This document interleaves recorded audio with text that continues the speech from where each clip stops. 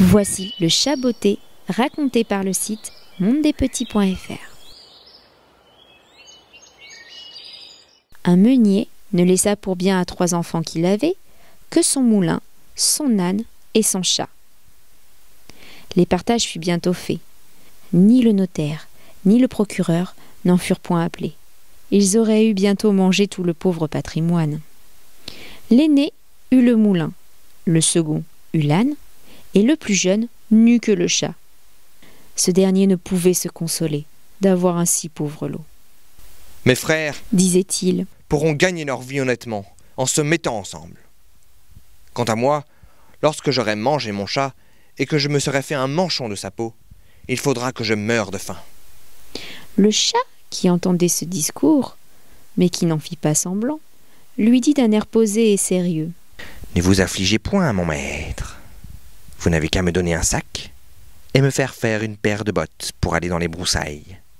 Et vous verrez que vous n'êtes pas si mal partagé que vous croyez. » Quoique le maître du chat n'y croyait guère, il avait vu faire tant de tours de souplesse pour prendre des rats et des souris, comme quand il se pendait par les pieds, ou qu'il se cachait dans la farine pour faire le mort, qu'il ne désespéra pas d'en être secouru de sa misère.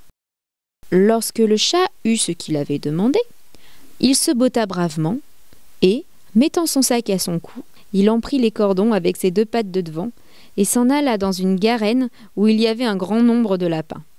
Il mit du son et des lacérons dans son sac, et s'étendant, comme s'il eût été mort, il attendit quelques jeunes lapins peu instruits encore des ruses de ce monde.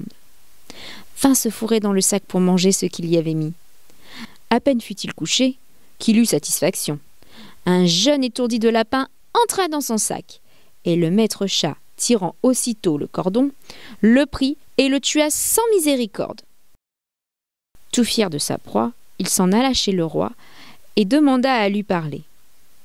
On le fit monter à l'appartement de sa majesté, où, étant entré, il fit une grande révérence au roi et lui dit « Voilà, sire, un lapin de Garenne que monsieur le marquis de Carabas m'a chargé de vous présenter de sa part. » C'était le nom qu'il avait pris en gré de donner à son maître. « Dis à ton maître que je le remercie et qu'il me fait plaisir. »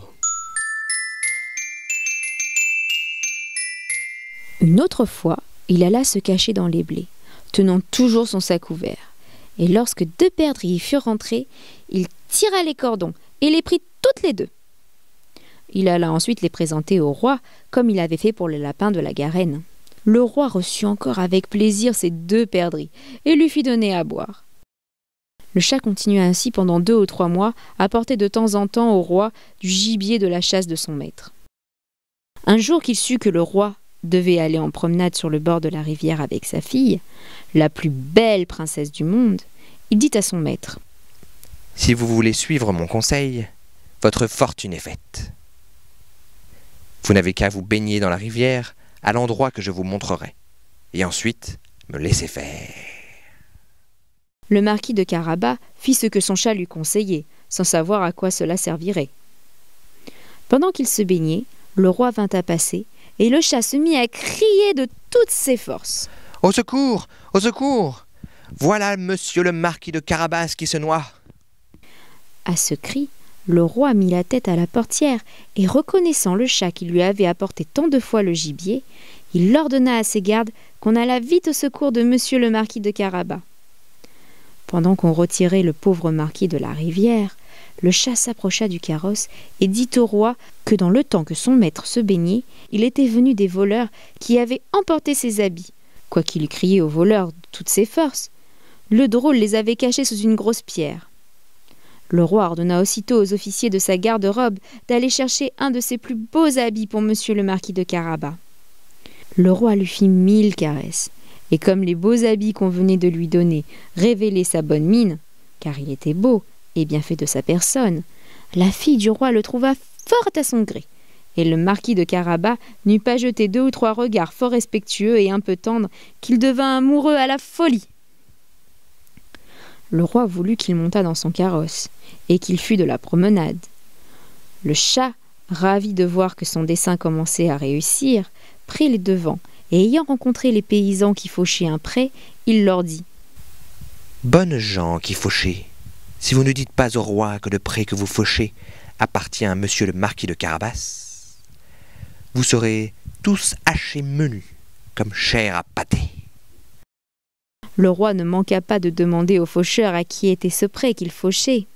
« Ouais, Dieu, c'est un monsieur le marquis de Carabas. » dirent-ils tous ensemble, car la menace du chat leur avait fait peur.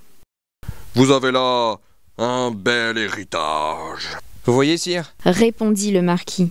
c'est un pré qui ne manque point de rapporter abondamment toutes les années. Le chat, qui allait toujours devant, rencontra des moissonneurs et leur dit: « Bonnes gens qui moissonnez, si vous ne dites pas que tout ce blé appartient à monsieur le marquis de Carabas, vous serez tous hachés menus comme chair à pâté. »